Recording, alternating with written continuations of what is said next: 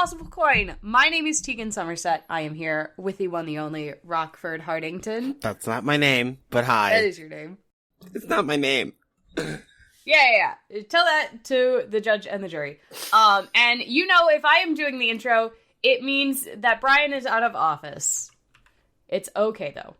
He will be back with us next month for spooky season, where he will tell us all about the over 100 horror movies he's watched. And I can't wait to hear his top 5. I'm also I am going to ask him. He will not be able to avoid the question. It will be fun. Okay, you're going to trap Brian into answering a question? I want to see that. I'm going to trap Brian into answering a question. Because it's going to be content. Alright, cool. We have had a very busy weekend. It's true. It's been nuts. Rocky just came off an 11-hour stream over on the Impossible Coin Twitch. Yeah, it wasn't so bad. It was 11 hours. Oh, man. How was performing for 11 hours? I mean, that was fine. I just wish I wasn't getting bodied as much, I think. That would have been cool. Pretty sure. Yeah, that's true. For those of you who missed it, because it was 2 weeks ago at this point, Rocky did an 11-hour live stream of our battles for Team Grub in this first official Splatfest of Splatoon 3. And we got our shit kicked in. It's true. It's for 11 hours. Oh, man. Our longest loss streak was 14 losses in a row.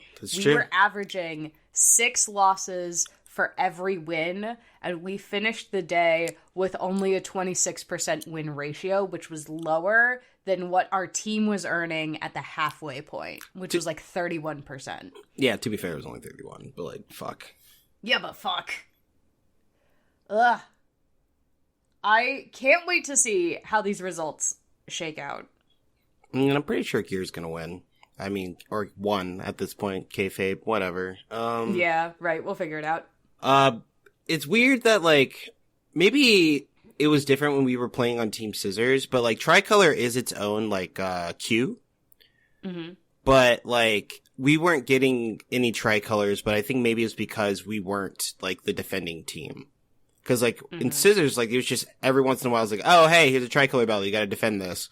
While, like, we're playing on, like, one of the other teams that isn't being targeted by Tricolor, so, like, we just didn't get any Tricolors. So it was my understanding, and I didn't see it when I was setting up our games, in the lobby. Like, from when we were doing it on Team Scissors last time, the winning team does not get to choose whether or not they participate in the Tricolor battles. Right. Everyone on that team is just automatically thrown into that queue. But I thought the losing teams got to pick whether or not they participated in Tricolor battles or not. So I don't know if maybe we weren't queuing right, or if the game was just like, you guys are not winning enough to warrant being in a Tricolor battle. No, I think we just gotta switch to the queue. I think that's all it is. Cause, like, I played a Tricolor, and all I did is just, like, choose the queue, and that was that. Wild. We're gonna get there. We'll figure it out. We'll have it on lock next time, and hopefully next time the Splatfest is on not the weekend that we're recording. Yeah, right. So we can talk about the results also, because I'm very interested to figure out what it is that we were, like, the strat that we need in order to function as a duo. Because I think that, like, between the two of us, we were doing okay. Our communication was good. We just had no map control.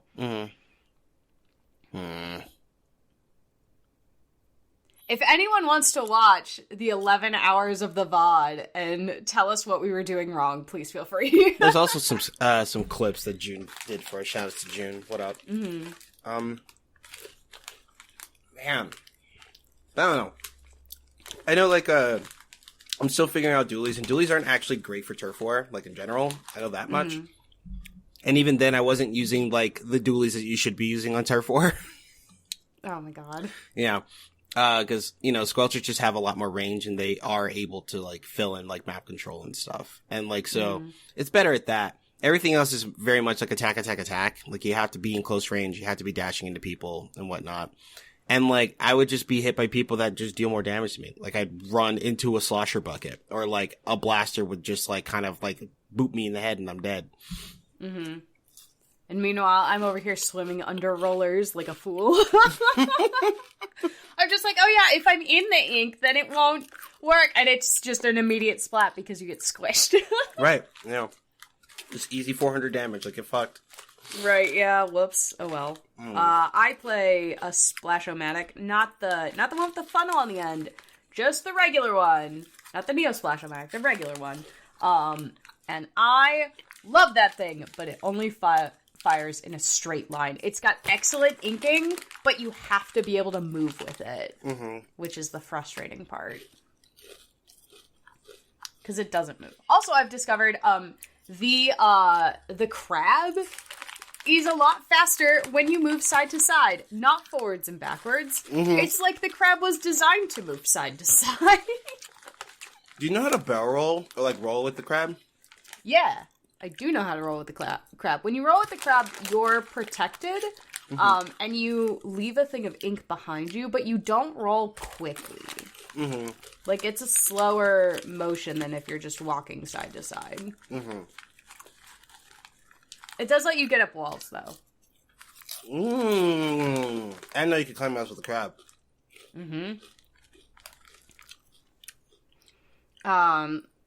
You have to be in ball form, though, so, you know. It's not like you can dip at the ink or something. It's got decent range, too, which is, like, why I was, like, at the end for a lot of stuff. Like, in the art studio and stuff, I was like, I'm gonna stand on this tower, and I'm just gonna turn in this crab! It's good for, like, suppressing fire. It's not necessarily good for, like, splatting or, like, overall ink coverage, the way some of the other, like, ultimates are. Yeah, man. I've seen, like, a lot of people get a lot of uses out of Cloud, but I don't think there's a dually Cloud. I think I need to pick another weapon and use it. The Cloud's pretty strong. Like, it's definitely good for, like, advancing. Same for, like, Wave Breaker and, like, Booyah Bomb. I like... If we could get... We had the strat down, I think, for Akira Slide and Shield right afterwards for the first Splatfest. I would like to get back into that rhythm again. Okay. Because that was fun. It is fun, yeah. But I definitely need, like, a different gun, because after having the Splash-O-Matic for so long, I'm just like, this thing isn't inking enough, even though it's not that. It's just that the ink, like, spray is wider, so I can't control it as well.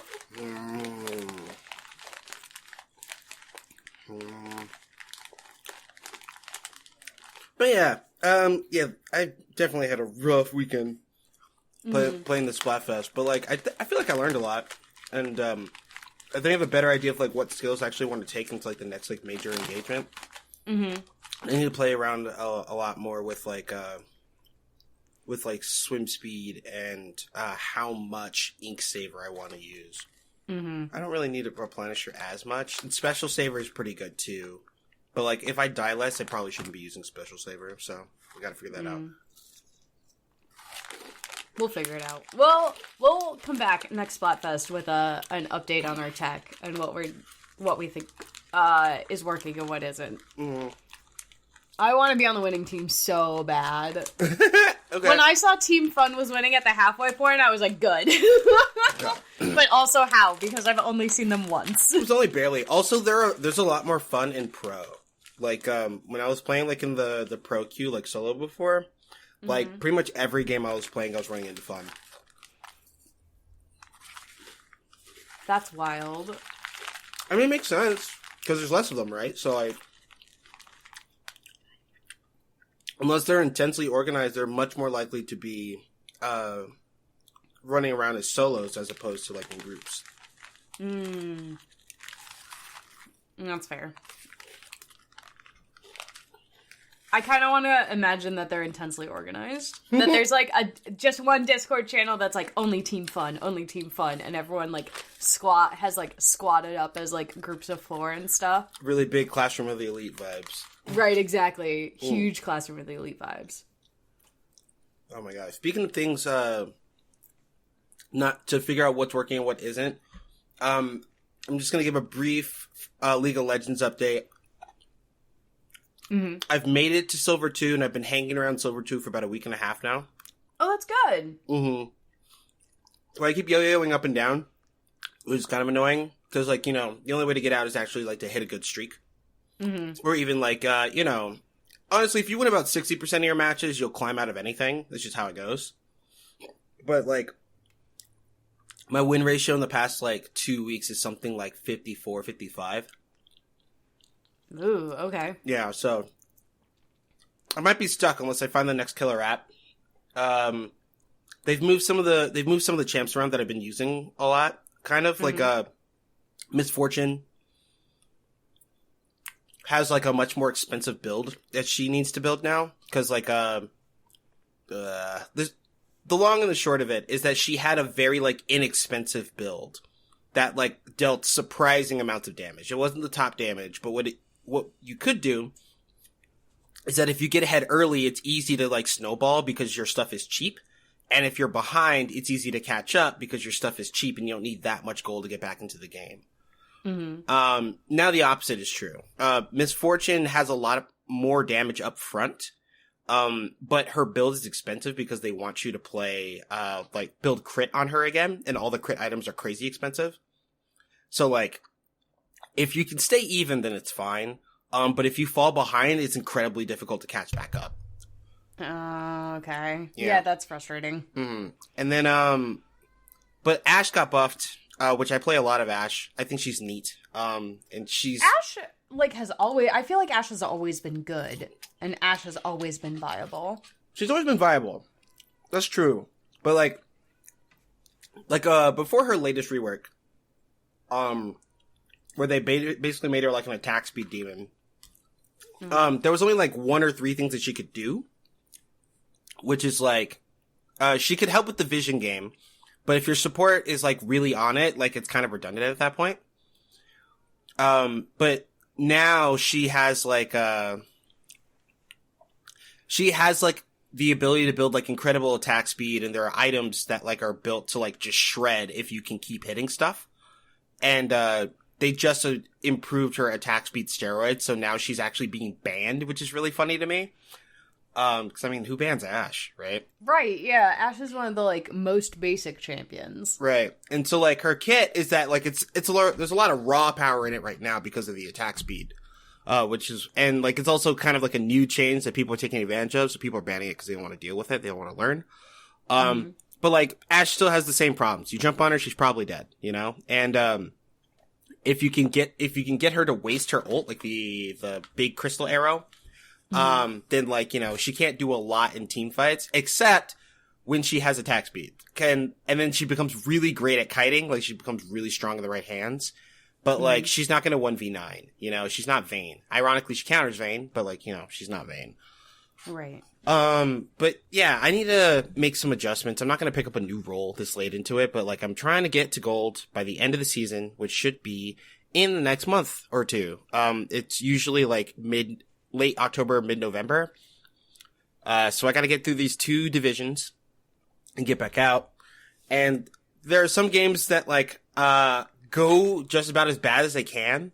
But like I'm able to carry if I'm able to stop the bleeding, which is nice. Like I have a sense of the macro where it's just like, oh man, my top laner is 1-7. What do I do? And then like before I was just like, well, I'm just going to do the best I can in my lane and then try to figure out a team fight. And the answer is incorrect. You don't do that. It's like, oh, my bad. I got to start building for them now. Like as long as I'm even with this guy, whatever. But like I need to be able to kill that guy. And if I can kill that guy, then maybe we'll be able to even out. And then I just got to stop the top laner from going into terrible fights.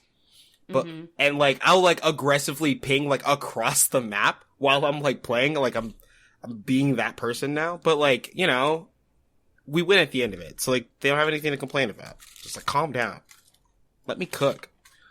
But right, you're like, I understand what I'm doing. I understand what I'm doing. Will you please do your job? Yeah. Just a little bit. Yeah, just slow down. It's like, hey man, they're 3 levels above you. Stop fighting them. Please. Like, it's not even like you can outplay them at this point. They have more numbers than you. Like, slow down. Oh man. But yeah, like, sometimes you get those. But I've also, like, softened my position on surrendering.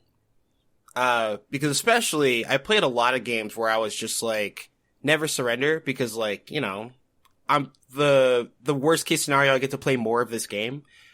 And who knows, maybe they'll throw, right? But like, I'm getting to a point where like, my opponents have more understanding of like the macro, where they're less likely to throw. Like, they're just they're just not gonna make the big mistake that we're able to capitalize on. And, you know, sometimes it still works, you know. Sometimes you can just hide everyone in a bush at a key location and then, like, bait them into a terrible team fight and win. But, like, more often than not, like, we just don't have the vision for that, you know? Like, like, the numbers are not on our side. We don't know where they are, and they could come from anywhere. And if no one can stun the 17-1 Master Yi, what are you gonna do? Like, the game's over. Like, we have to stop. And, like, especially, like, since I'm playing, like, I limit myself for the most part. Like, I do a lot to keep myself from, like, tilting. Like, for the most part, on any given day, I'll play about 3 games, no matter what. And maybe the 3 wins. Or maybe they go 2-1 or 1-2, or, you know, I haven't gone 0-3 yet. But, like, when I do those. It's possible. Yeah, it's possible. And so, like, if I go 0-3, I'm not gonna go, oh, I need another one. It's like, no, you need to get out of the chair. Go do something else. Relax. And so, like, if I'm playing these games and I'm, like, in, like, 20 minutes and it looks like, someone got really ahead and we don't have a straightforward answer for them, I'm willing to surrender at, like, 20 minutes, you know? Like, cause it's just, like, I only have 2 more games today and I'm not gonna sink all my energy into this one, cause it doesn't look like there's anything we can do about it. And, like, you know, maybe there's a chance that, like, the leading top laners, like, will get up to go to the bathroom and their little brother will get on the keyboard and fuck some shit up, but it's, you know, unlikely. I'm not gonna bet on that, actually. So, I feel a lot better about surrendering. Like, I feel like it's a much more strategic choice in, like, the macro of what I'm trying to do, which is, like, climb, as opposed to, like, you know, this is the game that I'm playing and I want to play as much of it as possible. It's a different experience, really. Especially since, like, you know, people are getting better at closing games as they get closer to gold. Like, it's just like, oh, they're gonna do this, and then they're gonna do this, and then they're gonna do this. And it's like, can we stop them from doing this? No, we don't have the vision. Can we stop them from doing this? Nope. We just lost a jungler. And it's like, okay, well, you know, I don't want to be here for another 20 minutes and wait for them to slowly end the game. I'm just gonna move. I'm just gonna move on and do the next thing. But, you know, is there anything else that's, like, anything you've picked up, I guess, on this climb that's, like, drastically changed your playstyle, other than your, like, willingness to just be like, yeah, you know what? This was a good game for 20 minutes. I'll see you next time. Oh, yeah, there's a handful of things. I'm much better at wave control than I've ever been. Like, before, I didn't understand what, like, controlling the wave really meant. Like, I've heard the words, like, freeze and, like, push, both fast and slow, but I really didn't understand them. And, like, someone, like, said the words to me, and, like, I also wasn't able to parse them properly, but now I get it. So, like, minion waves are usually made up of, like, an even number of, like, caster minions and melee minions, and sometimes a cannon, right? Like, there's, like, a cannon, like, every 2-3 waves. So, depending on what you want to do. For example, let's say you want to fight as much as possible. In your lane. Like, you have, like, the CC on your side, and it's a good idea for you to engage them, and you don't want them to try to get too far away where you can't actually hurt them. So, instead of, like, you know, hitting whatever minions, you want to slow push, specifically. Which is, you don't auto-attack the minions, like, while they're just kind of sitting there. You just let them bonk each other. But, you tag the melee minions first. You make sure that you kill those. Because caster minions continually deal damage, and if they're in the back, they're not taking damage. So, like, the wave will push toward you, basically. And so you want the wave to push toward you and your tower, which exposes your opponent in the lane so that your jungler, if they're free, can come down and like gank pretty easily. The tricky part is that you have to try to control vision in the river while you let the wave push toward you, but it's not that hard once you know what you're doing, as long as you coordinate with your teammate. And conversely, let's say you have, like, you're fighting against someone that is a kill lane, right? Like someone, that has high early game damage and the ability to, like, lock down an opponent, like, Lucian Leona, for example. If you're fighting against them, you don't want to, like, give them that space to, like, dive in and attack you. So instead, you fast push, which means that you attack the caster minions first as soon as possible, because that's where the majority of the wave damage comes from. And as you build up more caster minions, and they don't have caster minions behind their melee minions, the wave will push, almost like on its own, like a wave, like you're controlling it. Or like a wave, well, like water, essentially. And like, it'll cascade toward their tower. So they're stuck either attacking you through the minion wave, or, trying to clean up their minions as best they can. And it makes it harder for them to farm because the damage is coming out faster for their wave. So it's harder for them to like control what they're doing. And so by making them preoccupied by attacking the minions, then you're able to, keep them off of you more often than not. I mean, eventually the wave will push back. Like, you can't infinitely push someone into a tower because the tower does more damage than any minion does.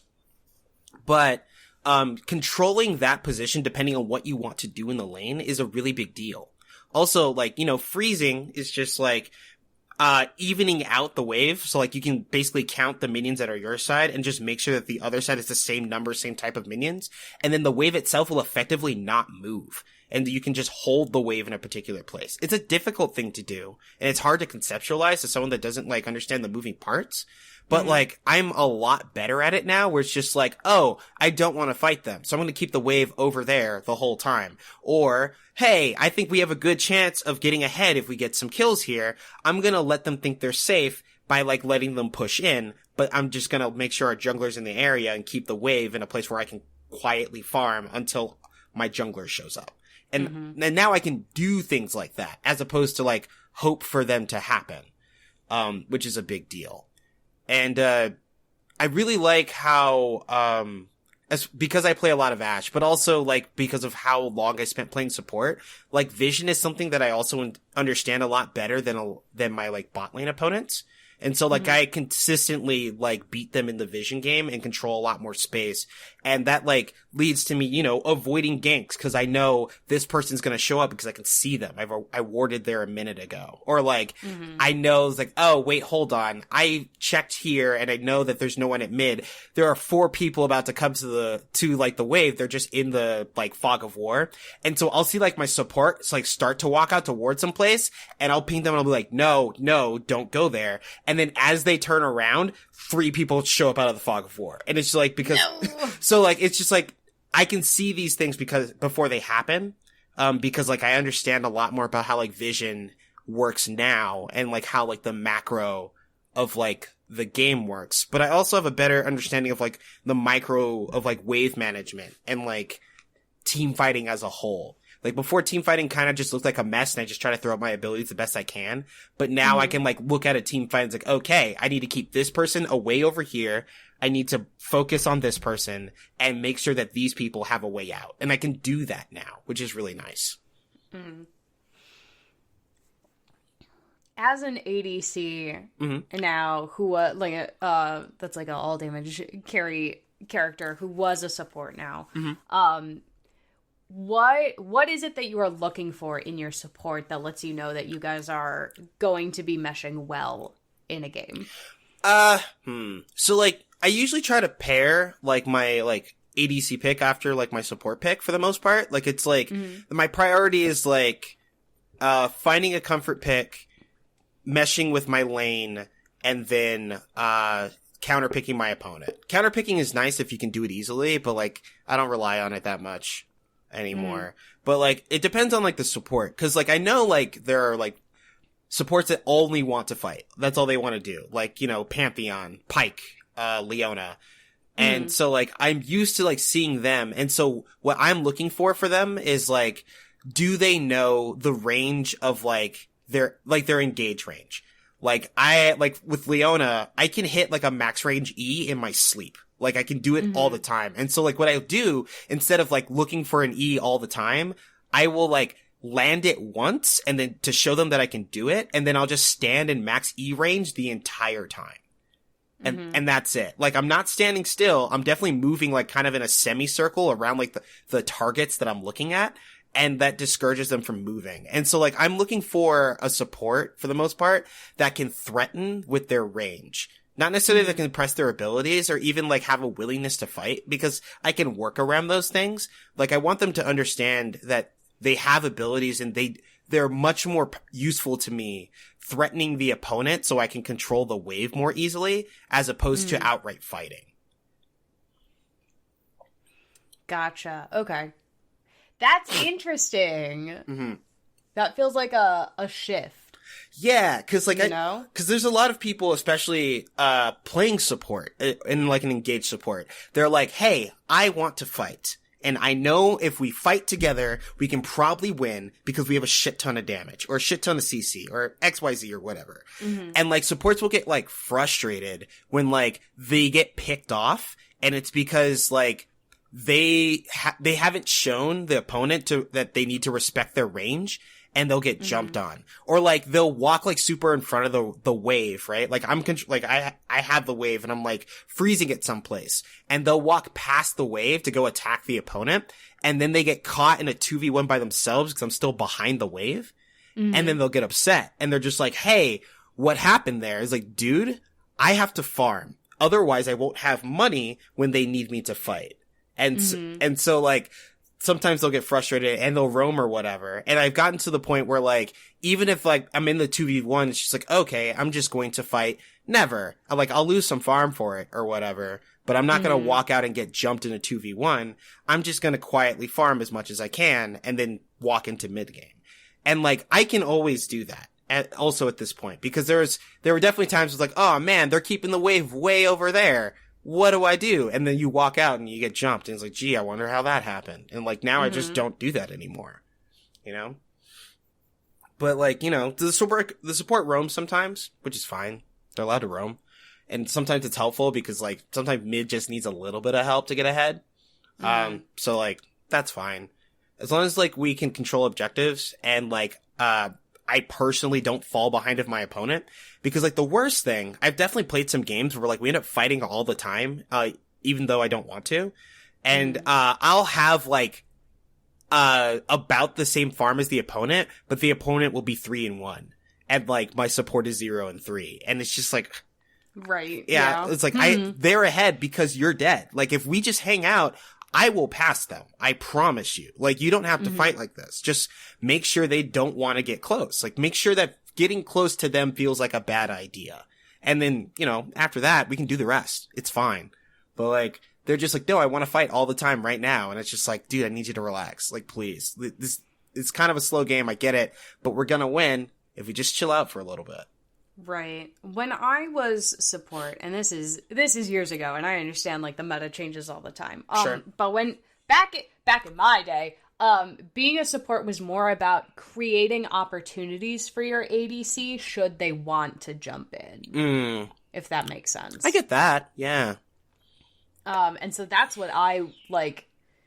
Even when I like, I'll do like one game on occasion, and like that's still what I try to do. And I don't feel like a lot of ADCs are able to read that anymore, if that makes sense. No, I get that. Like, I feel like the thing that may have changed is that people, at least ADC as a role, has gotten like much more reliant on the mechanical act of farming.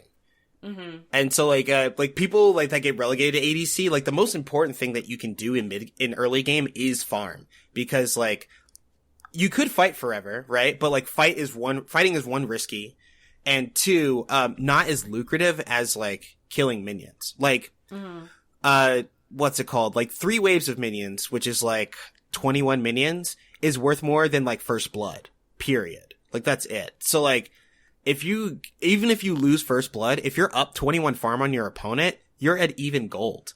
And like, that's the only difference really. And so like, if you want to, fighting at bot lane is good because you can snowball very easily there. Because like your plates are easier to get because you have the raw damage to begin with, and there are more targets to kill, which like can rack up more gold like more quickly if you can consistently get those kills. But like if you're like even trading like the whole time and it's just like a dice roll as to like who dies first, like you might as well just like get better at farming, which is like weird.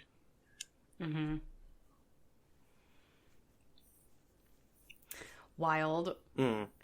Well, I think, is Silver 2, like, the highest you've made it so far in a season? Yeah, actually, this is, like, the most seriously I've taken it, like, ranked, but Silver 2 is, currently my peak. I mean, that's still pretty good. Even if you don't make it all the way to gold, I think getting up to Silver 2 the first time you're taking it seriously is, like, an accomplishment. And that just means you'll have to get to gold next season. Ugh. I mean, that's the end of it, right? Yeah, it's true. You gotta do it again. I'd have to do it again. Yeah. Man, but I think I can. I'm pretty sure. Like, I have like a wide enough pool of stuff that I want, that I can play with. There are some champions that I wish I knew going into this season, like Kalista. Cause Kalista, like, is good again, which is interesting. After they spent like a long time basically nerfing her into the ground because like they gave her a kit that was busted as opposed to stats that were busted. Cause it's just like you build attack speed on her like forever. And as long as she has a little bit of lifesteal, she can throw enough spears into anything and kill it basically. That's amazing. Yeah. What a great job. This game is so balanced. And it was like, it was really dominant. I think like, even like at top level play, like Kalista had like something like a 62% win rate at one point. And it was just like, ugh. Like, if anything's like over like 55, it's usually a problem. And like, they definitely tried nerfing her like a bunch of ways. They tried taking health from her. They tried reducing lifesteal. They tried reducing base attack speed. But like, the problem is that she can kill on attack speed alone, and every time she throws an attack, she can move. Like, not like a step, it's like a jump. Like, it's just, ugh. Jesus. And it's just, like, impossible to, like, lock down, really. Especially someone that's, like, really good. Oh, God. Is there anyone you think you're going to pick up for next season? Other than Kalista? I'd like to learn Kai'Sa. And like there are other roles that I'm interested in. Like I think I want to really get like Kindred down, because Kindred's one of those champs that like either she's on or she's not. But I like Kindred's like win condition specifically. Are you familiar with the champ? Kindred is the one that's like the sheep and the wolf ghost, right? Right. So loosely, I'm familiar with the concept. I'm not super familiar with like the play style. So like Kindred is kind of an ADC jungler. That's what she is. Like she's a ranged marksman with like some slight movement tools, and she has a ranged auto attack, right? And like the wolf can do like % health damage. So like it's one of those things that can be built to like fight anti-tanks, but it's mostly because, you know, junglers are kind of beefy to begin with.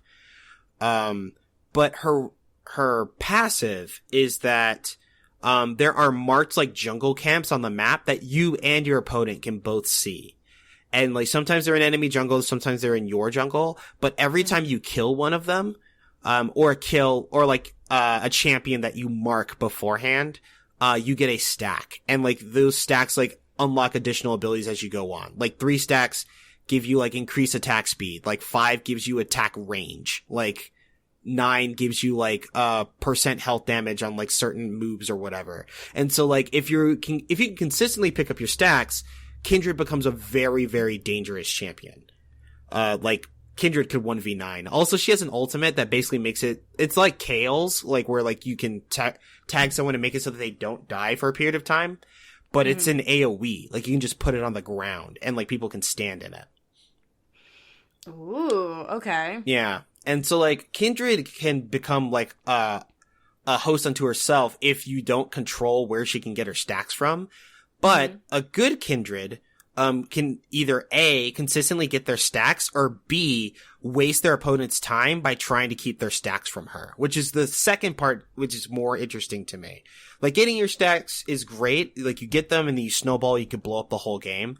But, like, if you can basically make your opponents waste their time trying to keep your stacks from you and, like, take other stuff as a result, like, if they get so worried about you getting your 5th stack that they go kill that jungle camp and as a result you're able to take dragon, that's a big deal. Like, that's huge. But, like, a lot of people aren't able to, like, make her play that way, and I'd like to know why. I want to dig into it. But that's also Kindred's a champion that I'd like to spend more time with. Also, I'd like to play more Cassiopeia, but, like, in bot lane. Cause, like, there's a lot of AD mids, and, like, a lot of times I just, default to picking, like, Ziggs when people, like, play, like, the Yasuo or, like, the Yone, the Sword Boys, or, like, Action or whatever AD mid they want to play. I just play Ziggs because he's, like, a true caster and it basically fills the niche. But, like, sometimes I end up in situations where Ziggs' kit, which is, like, good at farming and, like, you know, objective control, but isn't good at, like, single target damage, isn't helpful. And so, like, I'd like to use someone like, Cassiopeia, who's really good at, like, controlling space in team fights. But, like, learn how to, like, use her kit in the early game in bot lane. Because she's still slow, and she doesn't have a lot of range as compared to her opponents. But, like, I want to be able to use that space control against, like, marksmen if I can find an advantageous matchup. But I don't know what those are right now. But I'd like to dig into that, too. You want to play around in the not ranked matches and see what's up. Yeah. That sounds interesting. I would like to see Cassiopeia ADC. That'd be fun. Yeah. I think she's really neat, actually. Like, I think the thing that made me think most about it was, like, when it was, like, I think Faker played her in, like, Earth at one point. And that's when I realized that, like, her E, which is, like, the Fangs thing or whatever, like, doesn't have a cooldown. Like, you can kind of spam it until you run out of mana, basically. So, like, she's a high mana cost champ, but, like, the idea is that, like, you, like, poison someone with, like, any of her other abilities, and then treat, like, the E as, like, a woven auto attack. So it's just, like, E auto, E auto, E auto until someone dies. Which, like, seems like an interesting loop that, like, mimics the kind of, like, mechanical intensity that, like, ADC normally uses. So, like, I don't know. I feel like there's something there. I just don't know. I think if there is something there, you'll figure it out. I hope so. Ugh. You seem pretty good at uncovering the tech, so I believe. Well, I'm definitely gonna give it some time. But, you know, gotta figure out this climb first. Fucking silver too. Jesus Christ. But, you've been actually experiencing something for the first time, right? Yeah, I've been experiencing many things for the first time. You know? Yeah, I guess it's fair. It's been a season. This summer has been a summer of new experiences. Okay, but one of those has something to do with video games, right, Tiggs? Yeah, one of them has something to do with video games, and it's Undertale. Okay. So we've done, Prince Raglan, who is our, one of our, like, streamer friends, is, playing Undertale, and I am, like, co-hosting, essentially. Okay. I'm sitting around in the co-pilot seat, and just being like, we should do this! Tell me about this! What is going on? Why is this happening? And it's been a very fun time. We just got to, Hotland, okay. I think it's called. It's like a volcano world sort of thing. We went through, like, the water world cave place, and we started in Snowden in this last, like, section that we played through. And we met Undyne, and we like fought her, okay, quote unquote. She fought us, right. And we were like, what is going on? Yeah. We're not fighting, though. Please don't. We've done the whole game so far without actually, like, using the fight command. Okay. And that's entirely because they did not tell us what it does, and I am afraid. I'm afraid. So we're running around at level 1 with no experience and 20 hit points, and lots of like miscellaneous kind of happenings going on behind us. Okay. So it's been a time. It's very cute. The I see like a lot of the charm. I understand why a bunch of people like gravitated to this game. But I don't, I'm not, like, completely sold on it, if that makes sense. Sure. Yeah, that makes sense. Like, I get it. I'm like, oh yeah, I see why people like it, but I don't see why so many people are still obsessed with it. I think it's been, like, 7 years? Yeah, that's true. Since it came out originally? Mm-hmm. And, like, I don't know. I guess I don't necessarily see the staying power in it yet. Okay. And I'm not sure if that's because, like, I haven't seen, like, what the conclusion is.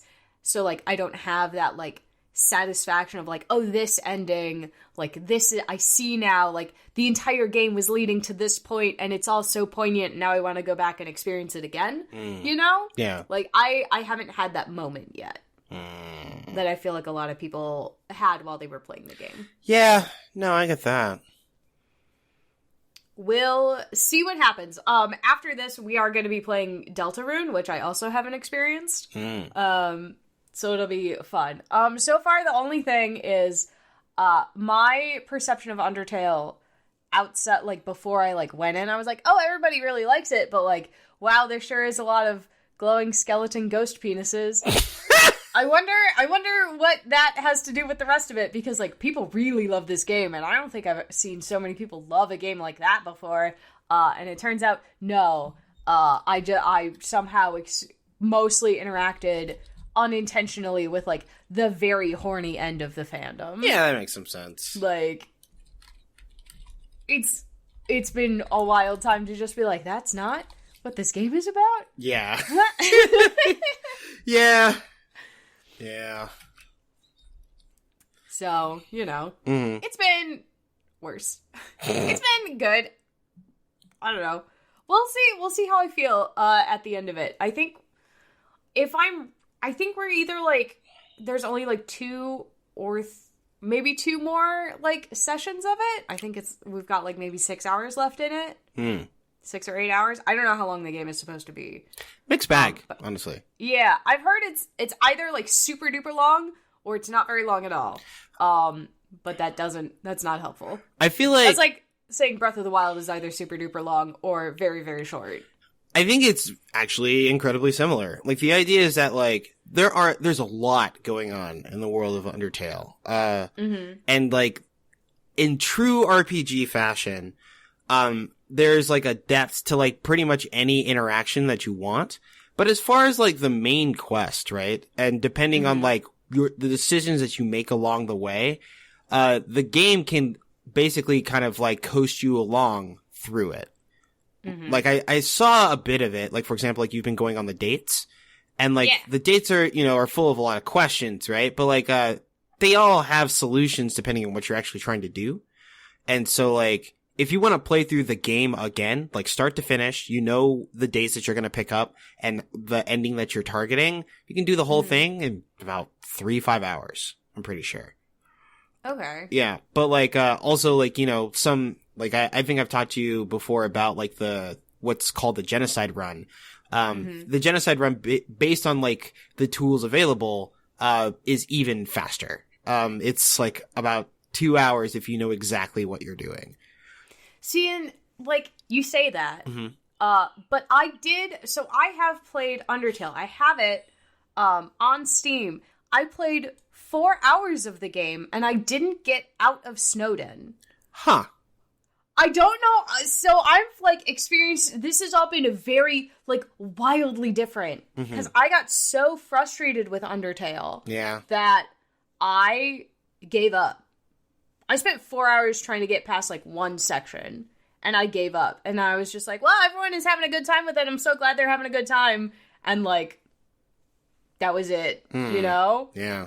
And so now it's, like, watching Raglan just, like, kind of breeze through everything. Right. And hearing you say that, like, oh, the genocide run only takes 2 hours if you really try it, is like, what are you talking about? Yeah. It's because like this game is impossible.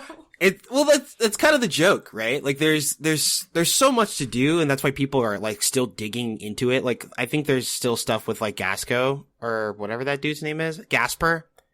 That like have not been solved yet because like it's a character that you can technically get to generate in a certain place at a certain time, but it almost seems random. But like, there's still things that are happening in the game that aren't completely understood despite having access to the code of the game the entire time, which is really wild. And so like there's all sorts of like secrets and like weird, like buried, like nonsense, but sifting through the nonsense is a task in and of itself. And, that's the thing. But like, I feel like it's not clear. Like the game doesn't like guide you as well, like through the experience, but the experience itself is like very like, A, B, C once you know what it is. It's like a mystery, essentially. Like, it's a mess until it's not. And then like, once it's not, then you can start poking at the other pieces and then there are less distractions and more branches, which is a thing that people discover with this game. That sounds so interesting. And the thing is, like, I feel like if I go back, like, Prince Raglan and I finished this playthrough or whatever, if I decide to go back and, like, try a different thing on my own, I wonder if I'm still going to get horribly stuck somewhere. Maybe. Very early on again. Just because I'm not, like, absorbing whatever it is this game is expecting me to do. You know? Yeah. I get that. Yeah, I don't know. I don't know if there's like a right way to play Undertale, but it feels like I've been playing it incorrectly. I get that. Yeah. And like I'm doing this guided tour and it doesn't feel like I'm doing it wrong. But it does feel like I'm like someone is showing me like, "Oh, this is simply the way you play the game. Like you just have to do it like this." And I'm going, "Okay," and still not understanding how I'm supposed to play the game. I'm not sure what about it is just not clicking, you know? Yeah, no, I get that. Like, Undertale feels like the kind of game that I should love, you know? It's got all kinds of weird lore mysteries, there's all kinds of interesting characters, the implications of the way the world exists are really fascinating, but I'm not able to interact with any of it. It's like everything is in a snow globe and I am just looking at it like, wow, I'm so glad everyone is having fun here. Sure wish I could figure out how. Yeah, that is It's so weird. It's such a weird experience, you know? And I don't want to say that this isn't it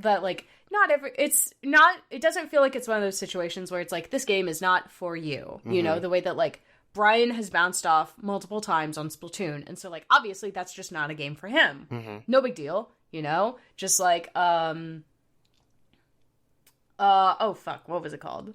Monster Hunter? Phoenix Rising? Oh! Yeah, Monster Hunter also. But, like, Phoenix Rising, like, wasn't a game for me. Even though Brian was like, oh, you're gonna love this game. And I was like, this game fucking sucks. I tried playing it. Alex also tried playing it. It was bad. Like, and that was just not a game for us. This feels like it's a game for me, and I just do not understand how to interact with it. It feels weird. Like, I'm missing whatever, like, the key is that's gonna let me go, oh, I get it now, you know? Yeah. I don't know, I'm gonna give it another shot. I'm gonna finish this thing. This, like, playthrough of it, and then we're gonna do Deltarune. And I think while we're going through Deltarune, I'm gonna open it back up on Steam and try it again. Okay. Like, knowing where the game is supposed to go, having actually seen it now, because I haven't watched any, like, Let's Plays or anything of it, so I don't really know where it's going. I just know, like, I've mostly interacted with it through, like, cosplay photos and, like, watching my friends scream about it on Twitter and that kind of stuff.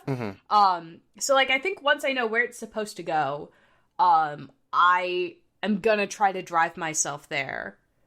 You know? Okay, hold on. Yeah. I don't know if this will help, but this is something that I've noticed. Do you remember when you're in Snowdin and like you go through those puzzles, right? Mm-hmm. And like the puzzles clearly have rules. Right. They tell you like, oh, it means on this type of square you got to be able to do this, and it's surface as a thing that's like, okay, this is the game trying to teach you something, right? The game is saying these are how these squares work. This is what you need to pay attention to, and once you unlock these things in increasing difficulty, you'll figure it out. And then you get to this one, you get to like the last one, and it just looks like a mess of squares of all different colors. And like, and your brain like starts spinning like all at once, like, oh fuck, how do I figure this out? Well, I know this does this and this does this, and then it starts randomizing, and then it's just a single path to walk down the line. Yeah, it's just one path. Right. You just walk down it. Right. Mm-hmm. Like, I feel like that kind of joke is very much of like what Undertale is actually about. Right? That like, there's all sorts of things that the game is definitely trying to teach you, that will help you to a certain extent, but also, we're not going to kick you that hard. We promise. Right. Yeah. And, like, I don't think I'm expecting to be kicked very hard. Right. I think I'm at the part where I'm like, I'm still looking at the mess of squares. Right. And like, everyone else is seeing the straight path, and I am only seeing the mess of squares. Yeah. I get, yeah, and that's what I think I'm trying to get at, is that like, I feel like Undertale specifically, like, it feels like there's a lot of things that are going on that like require like rigor and like focus and like control. And like, it kind of doesn't. And that's the thing. There are parts of it that do, you know, like, especially if you like make certain choices, like, but for the most part, like the game is very happy to just kind of let you roll along and pick up whatever like you get along the way. Like and I think that's also going to be like evident once you get to like the end of it, that like however you get there is fine. That's what it's trying to say. Right. But isn't it also like how you are, well, and don't actually answer this because spoilers, but like, isn't part of it also like how you get there is part of it?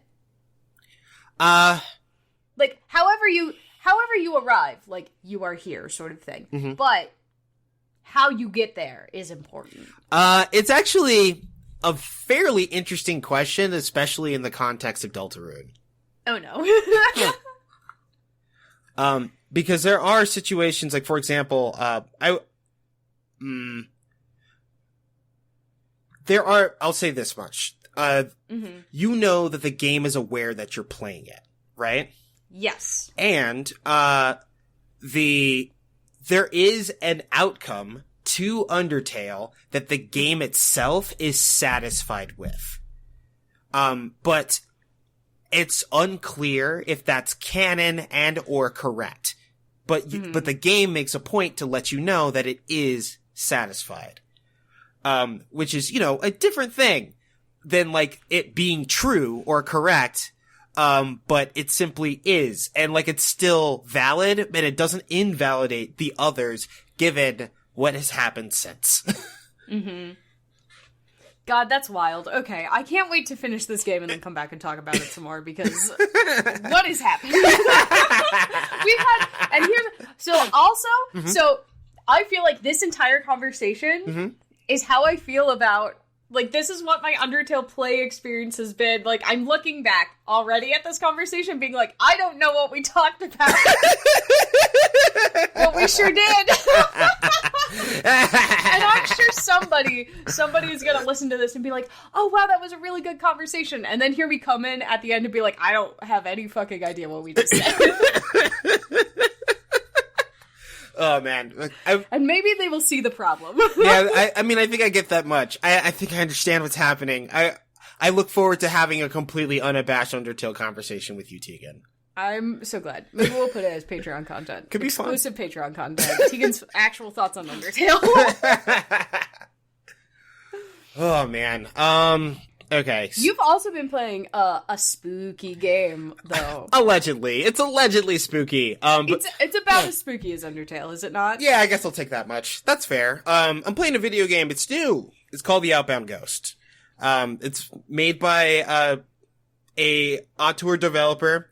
Apparently they've been working on it since they were 19, and it recently came out a couple weeks ago. I like it a lot. It looks very cool. One thing that I'll say about it is that it is publicly described as a love letter to Paper Mario, and it definitely feels like it. You got paper characters, you're a little ghost dude, you run around and you do things, you do have turn-based battles with action commands. There's a lot of interesting things that are going on with it. The game definitely kind of wants you to cruise. It's very clear. Like, when you enter an area and you fight enemies, allegedly, after you fight them, they just disappear. They don't respawn the same way that they do in standard RPGs. So, like, retraversal and, like, exploration is never a slog because, like, you know, you can just clear everything and just walk around afterward. After every battle, your team's, like, health is replenished completely. Which means it's, also meant for you to just kind of, like, throw everything at every single battle without worrying about conserving resources or like figuring out what's next. Also, I don't even think there's items in the game as far as like consumables go. Like, you don't have potions really. You have the ability to heal. It's totally there. And like there are a lot of ways to do it essentially, but like, you know, you don't have to worry about like counting your potions or counting your revives. Like, those things are not considerations in this game. The game itself, is fucking weird. Very much in the way that, like, Paper Mario Thousand Year Door chose to intentionally get weird. You are a ghost. A real ghost. You are a person who's recently died and reincarnated as a ghost, and essentially there because you have some sort of, quote, burden. Something that ties you to the world of the living. And, but you are also a specific type of ghost for two reasons. One, you're an amnesiac. You have no memory of who you are or who you've been, really. But also, you are able to see and control, other, like, ghosts, like specters in these fights that other ghosts simply can't see. And, you basically fight against these other ghosts with ghosts that are made of your emotions. The first one that you meet is called Regret. You meet another character in the overworld, and that fills you with an emotion, which is camaraderie, which allows you to use it in battles. I have since, gathered other ones, which are callousness, solitude, kleptomania, and one called slave so far. Yeah, there's a lot going on. And like, every time you get one, it's, you get some text that reads something along the lines that you have, faced a memory of yourself, in true isolation, and as a result, you are now capable of using an additional emotion to fight against your enemies in battle. Something like that. So like, that's such like an intense way to say that you've reclaimed something. Right? Right? And like, it might just be because like this writer's like this kind of kid, which is cool. Honestly, I'm not mad at him really, but it is a lot. It's like, holy shit, what are we doing right now? Like, but yeah, so like and, you know, it's an RPG, so, like, you're mostly just kind of walking around talking to other ghosts. One of them thinks that you're a serial killer that killed a village full of people, and the village is just full of ghosts now, because I guess they all have burdens. Well, not all of them. Some of them have already successfully ascended into the afterlife, whatever the fuck that means.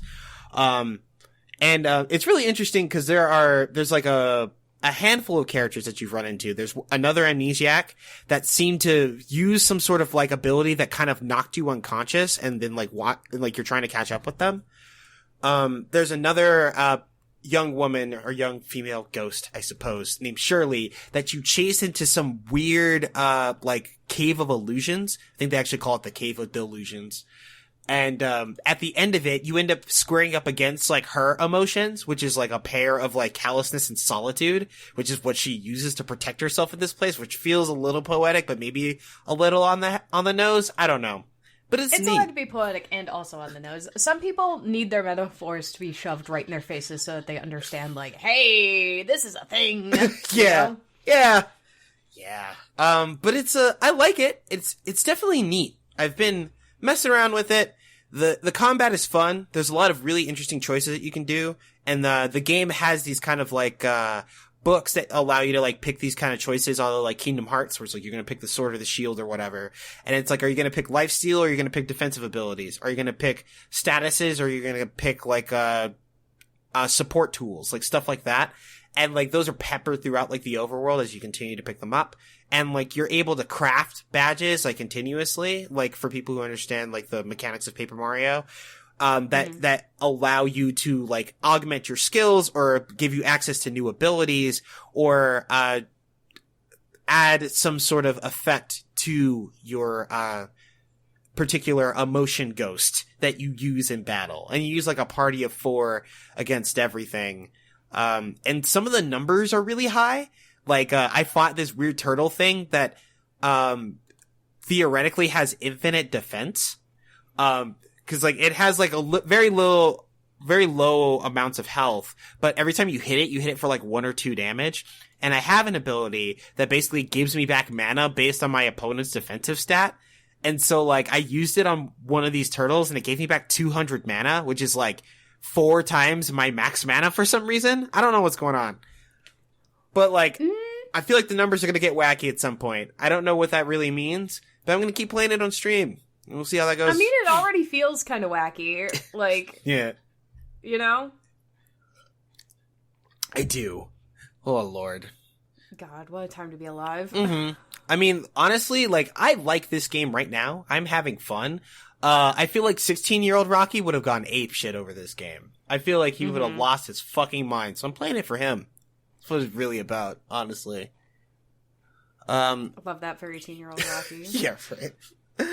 But, a good time. Yeah, whenever I have more updates on it, I'll be back with them. That's what I'll do. Good. I look forward to them. I am having a blast watching you play it on stream. Mm-hmm. How it goes. You are clearly having a good time. Shoutouts to Flauth. Honestly, Flauth. His name is a palindrome, and it's just the goofiest shit. And my character's a ghost named Flauth. Come on. What a good boy. God, I love it. I love everything about it. It's so fun. Mm. Okay, but it's a game made with care. It is. It's and like this person, however young they are, like clearly like understood like the things that they liked about Paper Mario and worked very hard to like try to articulate them to people. Mm-hmm. I just at this point like you know the pitch worked. Like I'm here. I bought the thing day one and I've been playing it. And I'm having fun. I just hope they stick the landing, whatever that is. Mm-hmm. Even if they don't stick the landing on this one, for this is their first game, right? Yes. Yeah, so like, this being their first game gives me so much, like, excitement for whatever it is they do next. True. Like, I feel like this is a developer we should follow, if that makes sense. Yeah, actually. Because they clearly are able to identify the things they like about a game, pull those things up correctly, and then translate them into their own idea. Mm-hmm. You know? One thing that I am, like, kind of concerned about, developer Conradical Games. Yeah, this is the first game, Conradical. Yeah. One thing that I am concerned about, which I feel like might be a little tricky unless they lean on, like, very, like, story tropes, which they might do, is that, like, in Paper Mario, like, at the end of it, right? Like, whenever you complete the journey and do, like, the big thing, it's very much that, like, the protagonist can't win because they're alone until they're not, right? Like like in the first Paper Mario, like, Mario did the journey and he got the star beam and now he has the power of the star spirits or whatever. And then he still can't beat Bowser because Bowser has like a fucking wand that grants wishes. And so he just wishes to beat it, basically. But then like Peach and like Twink, end up making wishes of their own and like basically push Mario over the edge to win. And like if Peach and Twink weren't there, Mario would have lost. That's the end of it. And then, like, in Thousand Year Door, something similar happened, where Mario goes all over the world to gather the crystal stars, and he fights, like, the big boss or whatever, this 1,000-year-old evil. And, he gets bodied, and then the crystal stars seem to abandon him in his time of need. But, like, what happens is that the crystal stars basically pull on, like, the wishes of the entire world, like, to back Mario to beat this thing. And that was it. And I wonder if there's, like, these kind of, like, large themes of, like, community and, like, cooperation that will ultimately show up in this game. There seems like there's a lot of it already, but I wonder what they'll do with the ending in this. And so I'm very excited to see where they decide to go in that space.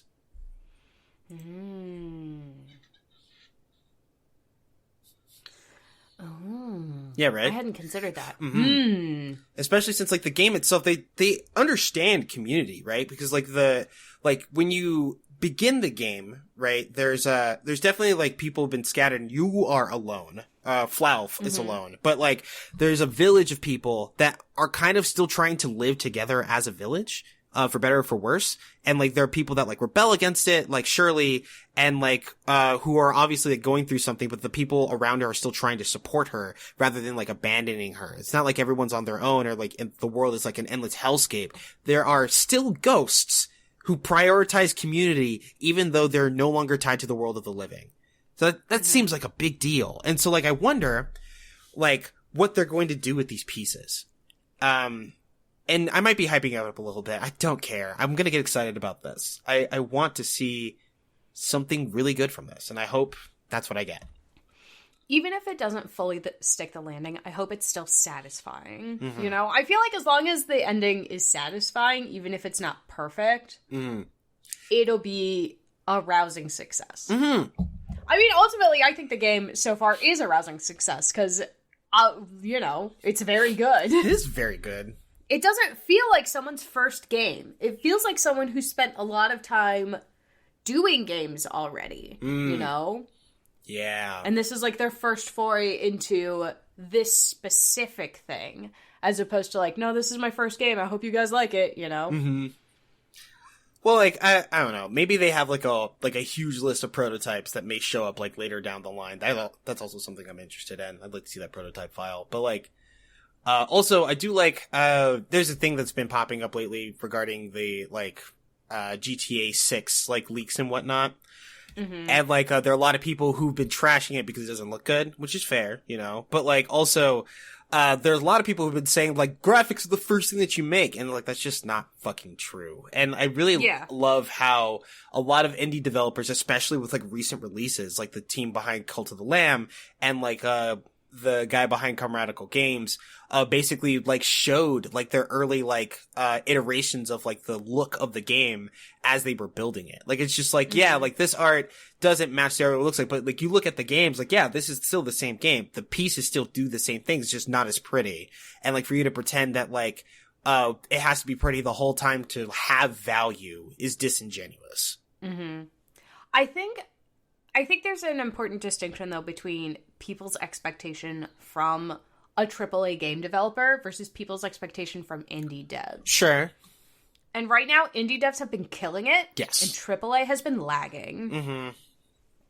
Like, GTA, as far as I'm aware, in my opinion, I understand this is my opinion, GTA should not be able to allow anything to escape their, like, development network without it looking stunning, because they have infinite money. Like, GTA 5 is still printing money, so it should look beautiful. I don't care, you know, even though I know that's not how it works. Like, they should be able to pay people enough to keep a lid on it, you know? Like, at minimum, they should be able to pay people enough to not leak it. Because, like, every single indie game that we've played so far that, like, has really caught our interest and is really doing well has its own, like, charm and polish that's just as good as AAA games, if not better than what most of AAA has been churning out recently. That's fair. So, you know? I think that sound accurately communicates my complex feelings about all of this. Oh, man. And, like, I'm not blaming the devs of the AAA game for, like, that kind of thing. I'm blaming the publishing company for fucking up the expectations for those devs. Yeah, that's fair. I'm willing to accept that.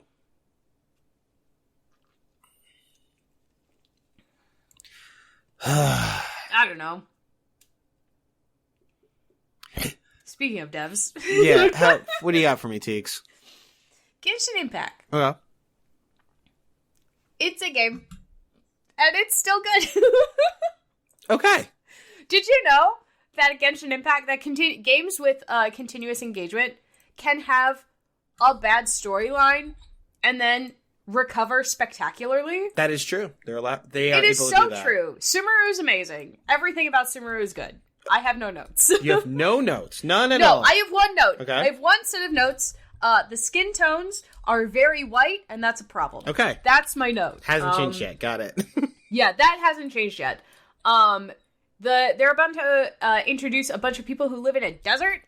There's still a lot of very pale people who live in that desert. Even if they are, like, toasty brown, they're, like, attractive tan. Not like, I live in a desert, and my body has adjusted so that I don't get skin cancer. You know? Yeah. Like, does that make sense? It does make sense. And I should specify, when I say attractive tan, I mean, like, you know, a model who goes tanning to look like they have a warm summer glow. Not like, you know what I mean. Mm-hmm. Not Gangaro or anything. Yeah, exactly. I'm not trying to, like, dig a hole or whatever here. I'm just like,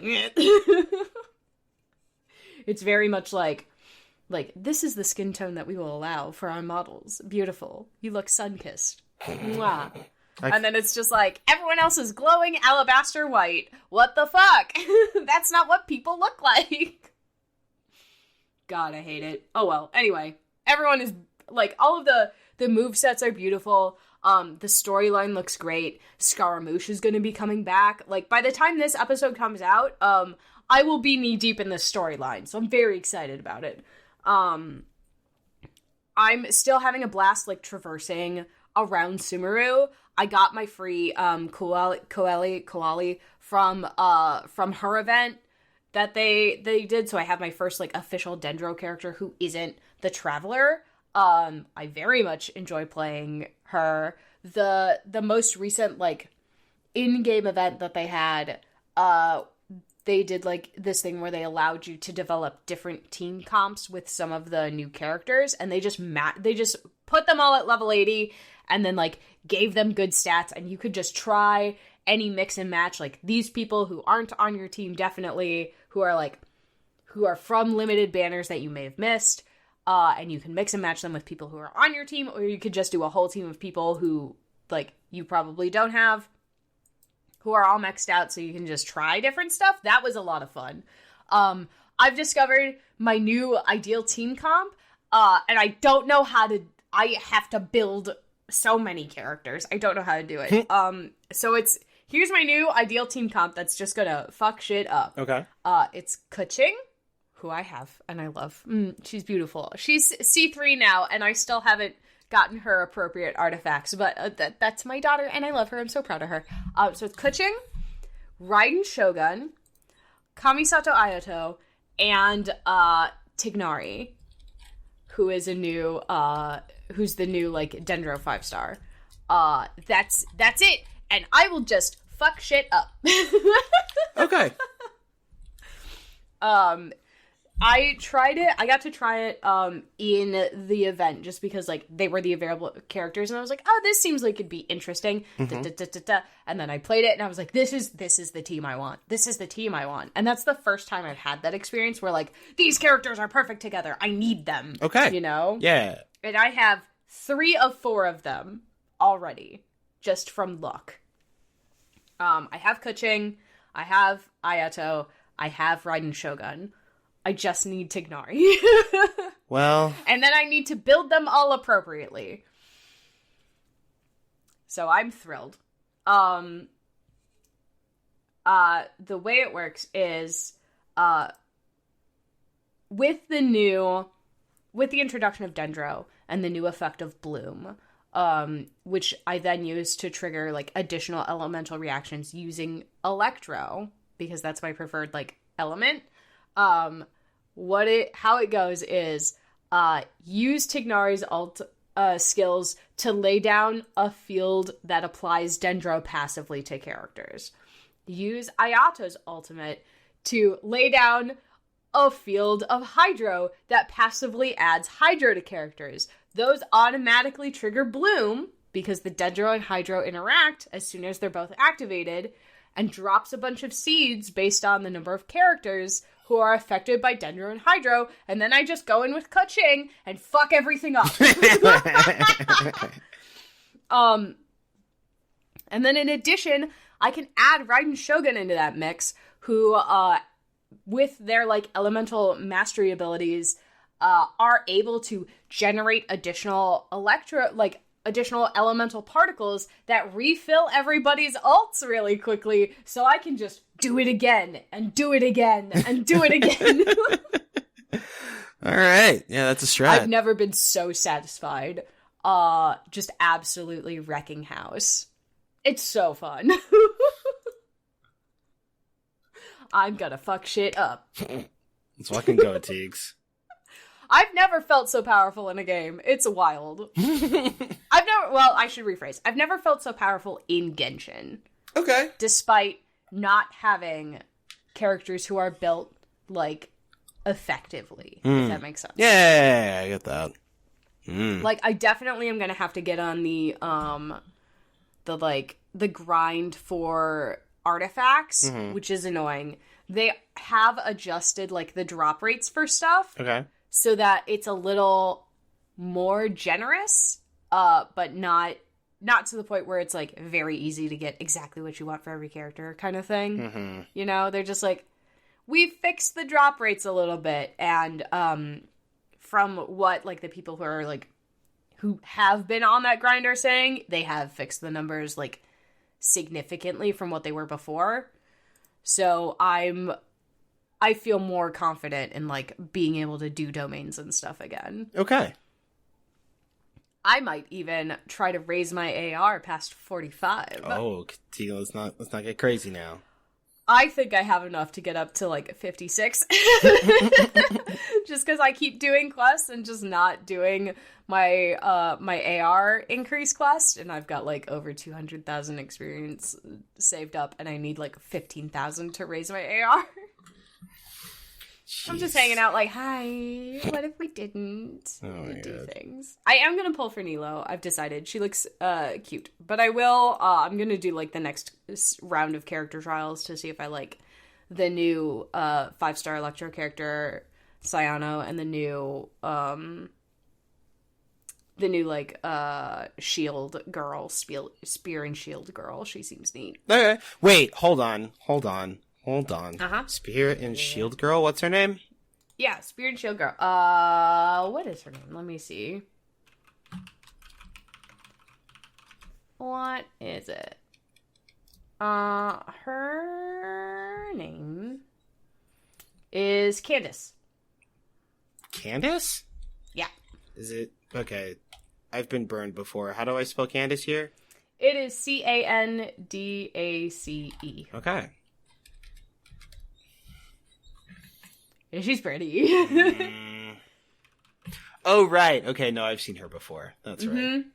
Yeah, I was watching, I watched the, like, event trailer for the next, like, series of Archon Quest, and she moves really interestingly. And when she, like, does what is essentially, like, the shield, what's it called? The shield bash move, it does release Hydro.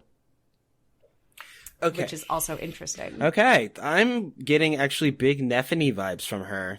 And I think I got that from her before, but still. Yeah, no. It does feel like that. 100%. She's coming out. Cyano is coming out. He's got, like, big Anubis vibes. Okay. He's wearing, like, the Anubis headdress, and he has, like, a long spear and that kind of stuff. And then, like, Nilo is coming out here. I'll send you a picture of, like, the three of them. Because they're coming out, like, right in a row. Do we know if Candace... Oh, Candace is going to be a 4-star. Okay. Yeah, Candace is going to be a 4-star. So she should be fairly easy to get, assuming... But I said that about Toma, and it took me so long to get Toma. Toma refused to come home, like, at all. But she's stunning. But see what I mean? Like, she's like a lovely toasted color, but not... She lives in a desert. You know? Yeah.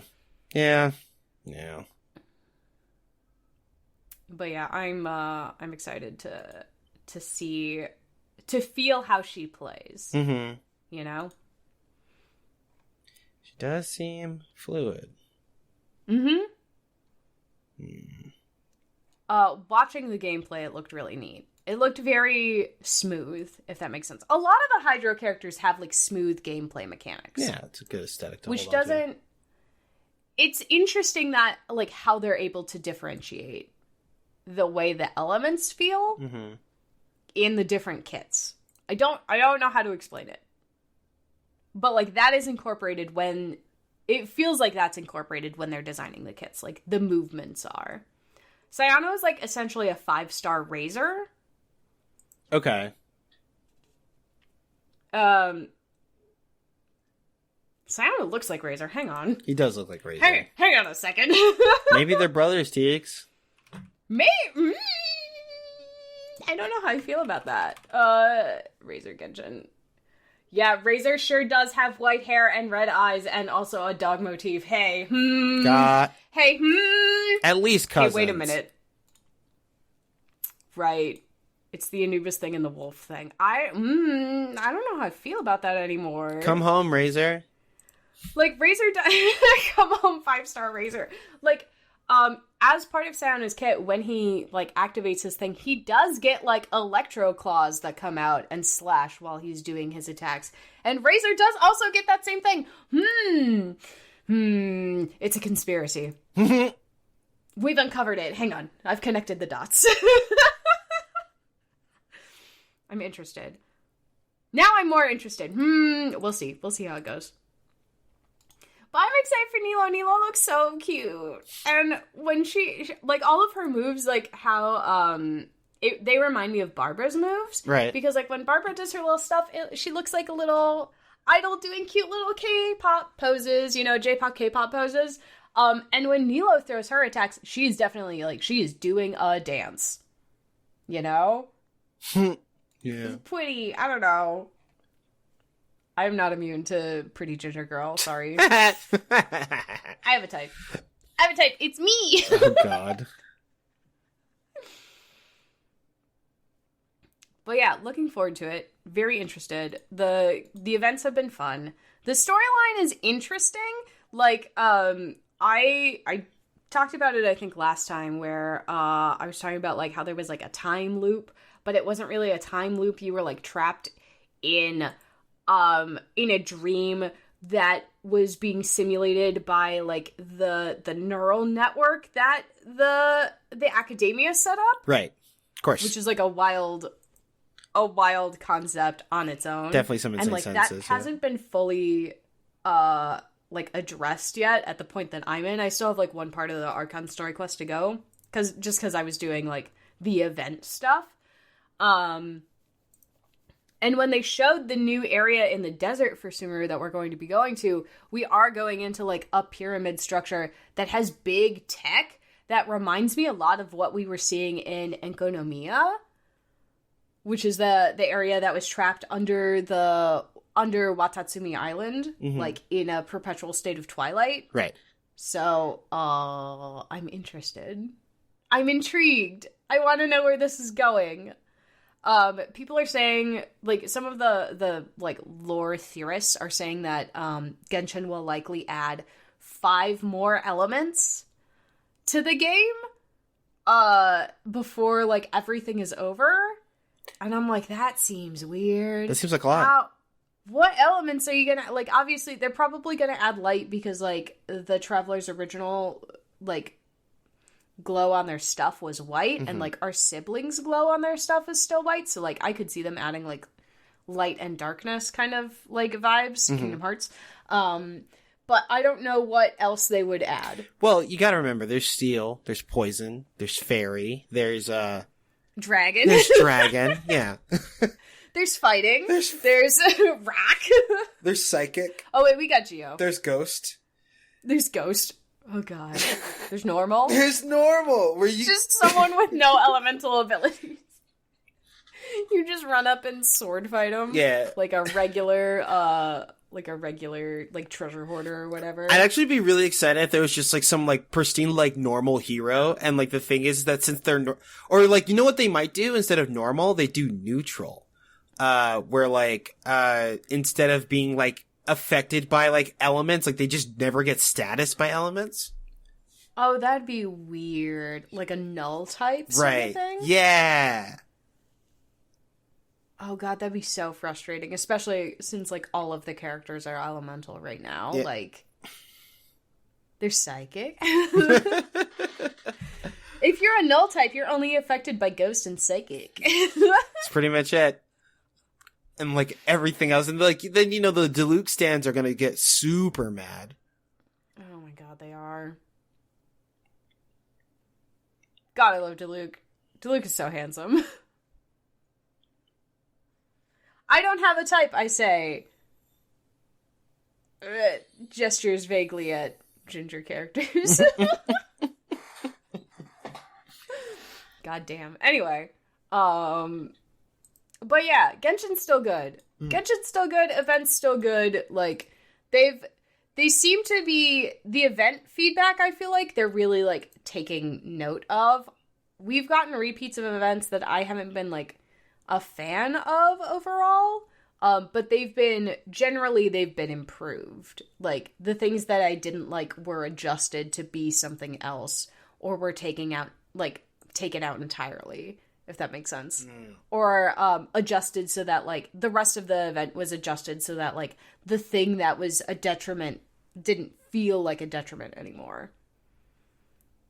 So, I'm interested to see. We've got, like, the big story stuff going on, and then there's gonna be, like, a wine festival in Mondstadt that's coming up in the next patch. That'll be fun.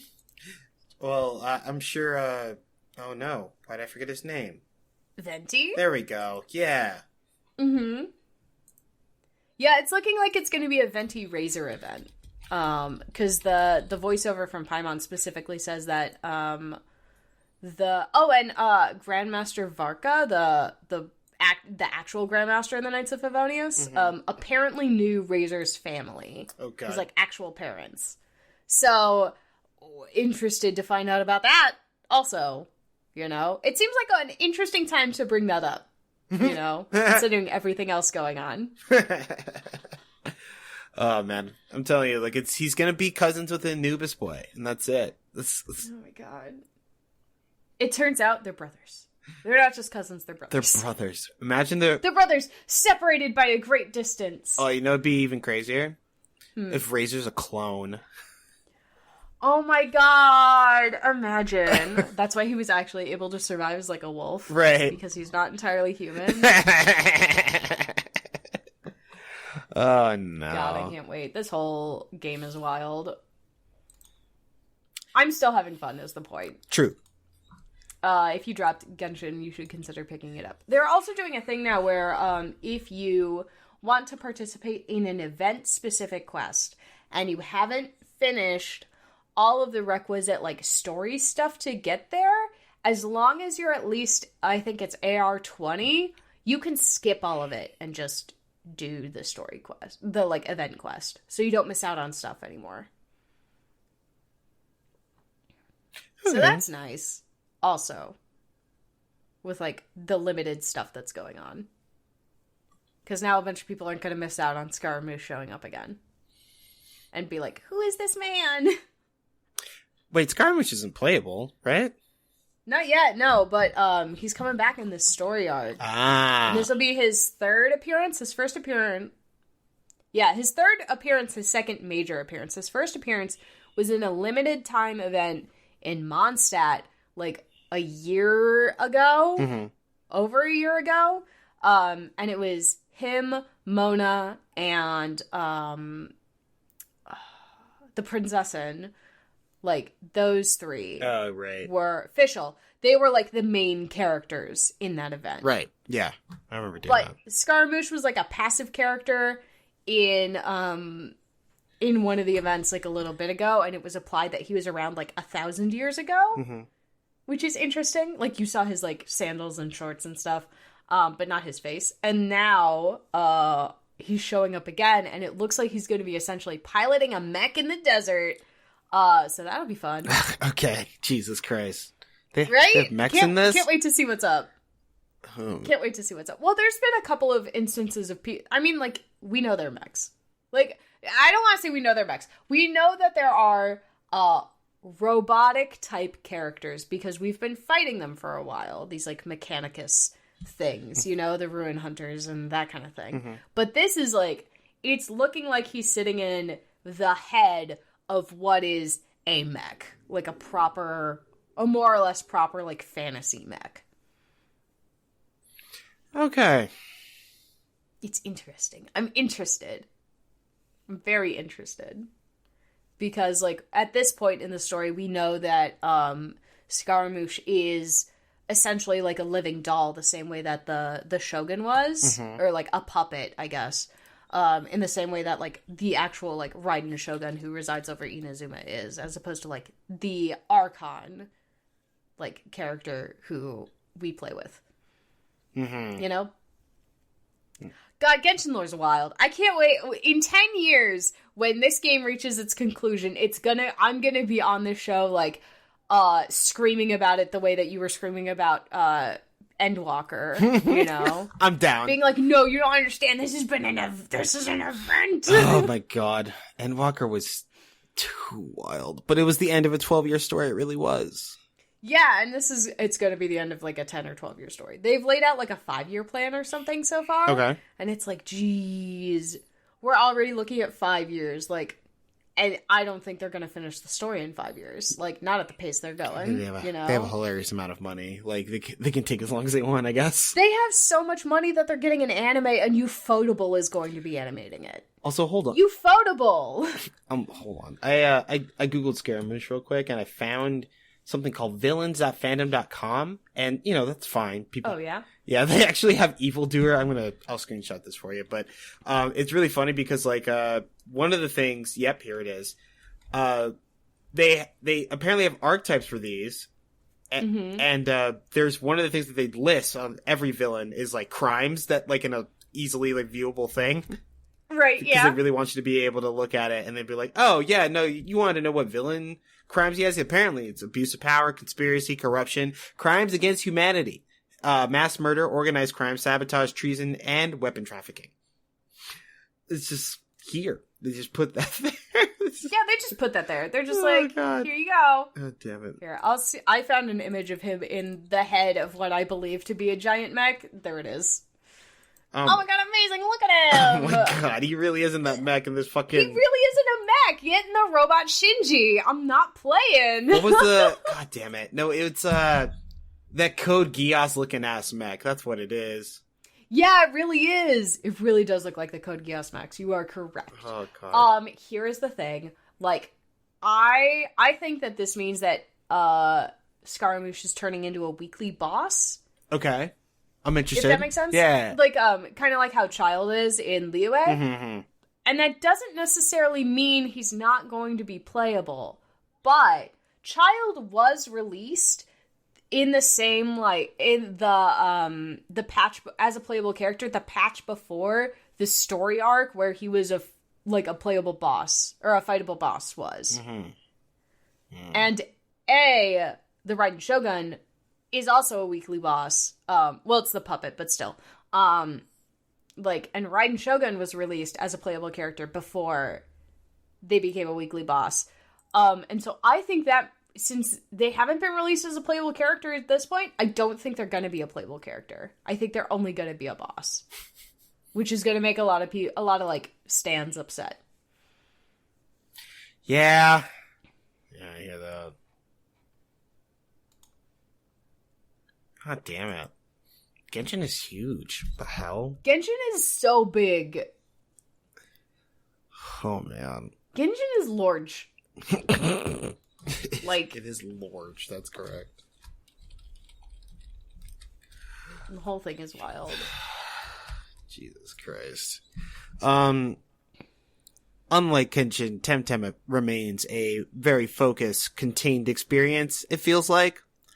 But maybe this is my own personal mistake, this is my own personal hell, but like most days I come home from work wanting to play more Temtem, but realizing I'm playing it on stream, and that's kind of a bummer. Aww. You should just stream it then. Yeah, right? Just do a bunch of short streams. It's like, of hey, you playing Temtem. hey, I'm playing Temtem because I wanted to, don't worry about it, Impossible Coin, here we go. And then it's just like... Yeah, exactly. Just do that. It's fine. It's fine. But yeah, I want to play more Temtem. I think about it all the time. The most recent thing that I've done, we crashed, our airship crashed because it was bombed by terrorists. And then, we traveled... As you do. We traveled the countryside, fighting through bandits and scavengers to arrive at a town just to ask for help for our people. And it turned out there's a person who's been using my name and my likeness to wreak havoc and mischief on this town so that when I got there, they arrested me on sight. Amazing! And then, the first mate of the ship, who also went ahead of me, found me in the jail. He broke me out of jail, and I ran out. And I've got help from a stowaway that was originally on the ship before. And, he introduced me to his friend who gave me a couple Thames so I could navigate the space. And then he got me a disguise and got me my old Thames back. And now I'm able to be in the town, but I can't leave it because, you know, they'll search me and they'll know who I am. And I'm supposed to go do the next dojo challenge because the dojo people are my people and maybe they'll be able to help me. At least that's what I've been told. But the cool thing is that at this part of the story is when my, initial Temtem choice is validated. Because up until now, the game has been heavily skewed toward the mental type Temtem. Like everything's either weak to mental type or like mental type can fucking face roll them. But I'm finally at my first fucking crystal gem, which is where the mental type trainers get fucked. And I get to rise above with my mostly melee team, which is amazing. I'm excited to just punch all the crystal until it's dust. And then, you know, get the dojo people to help me out. There's also a good chunk of like side quests that I'm able to like, interact with in this space. A couple Temtem trades. There's a thing with the Smiths Guild, which helps me like build things. Also, I think there's someone there that's supposed to be able to help me coat my surfboard so I can surf over the toxic waters that this place is surrounded with. So that'll be cool. I also need to get another pair of crystal skates, because there's a lot of crystal to skate around in this, including the area where you can fight through the crystal monotype challenge so that you can evolve your Tukai into whatever the crystal version is. What happened to your crystal skates? Did they melt in the volcano or whatever? No. Or in the explosion? In the explosion, I lost my crystal skates and my surfboard. And so like I need to get another pair. Oh, rip. Yeah, right. See, that's something that Pokemon never did, I don't think. Yeah. Is like, a thing happens and then you lose a key item. Mm-hmm. That's true. Pokemon never takes like traversal abilities from you. And, maybe that's a design conceit, I think, because like they wanted to put some crystal stuff around like the volcano, which was valid. I didn't mind that at all. But like if you have the crystal skates, going into this zone, then there's like a huge crystal skate area you might just lose a bunch of time on as opposed to going to the town and continuing the story. So like I think it's used to like kind of like bottleneck you into that area. And like, you know, once you like finish the area's quest, you get your skates back and like you're able to freely traverse. So like that's not a big deal, but it's true. Pokemon doesn't do that. Also, one thing that I got to interact with is, the market board stuff, because, technically there is a market board like placed in like the first town in the first archipelago, but like, the joke or like the bit that they say is like, oh, the system keeps crashing. So like we can't register you here. And so like, it was not until this town, the third archipelago, where I'm able to like register. And so I was able to play around on the market board, and the market board's cool. I like it. It's like, you're able to buy and sell Temtem and Temtem related items. Instead of having like an infinitely searchable board, which I agree would probably be better for ease of use or if you're looking for something specific, but also you can turn on filters to try to filter stuff that you're looking for. Instead, what it'll do, it'll surface like a bunch of like auctions that are going on currently, like something like 20 auctions at once, that will be closing in the next like 2 minutes. And like most of the fees for like, or most of like the bids are like nominal because people can put up stuff and like or they can put like a buy it now price essentially for whatever. And like you can kind of buy anything up there. There are like perfect stat Temtem that are up there. There are like actual shinies that are up there for like bid or whatever. And like it's pricey. Like I didn't have enough. Like I think like there was like a shiny that I saw going for like 60K. And there's like a Temtem that was like perfect stats, like 3 egg moves. That was like a buy it now price for like 180K. But like you could always try your luck with the bids, but the trick with the bids is that it's basically until someone gives up. which is what I did all near the end of my stream last week.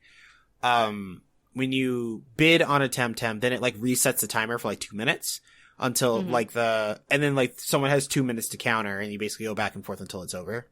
I ended up getting a pre-evolution of a Volcarend, which is like a vulture like bird type. It's bird or it's a wind poison type.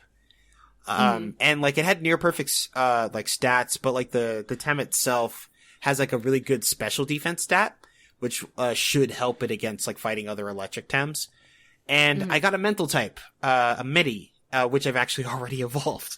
But I did that off stream. And it's like this like very like lanky kind of like Persian cat looking thing. But it's a mental type and it's a physical attacker, so I think it's gonna fill a niche that I normally miss.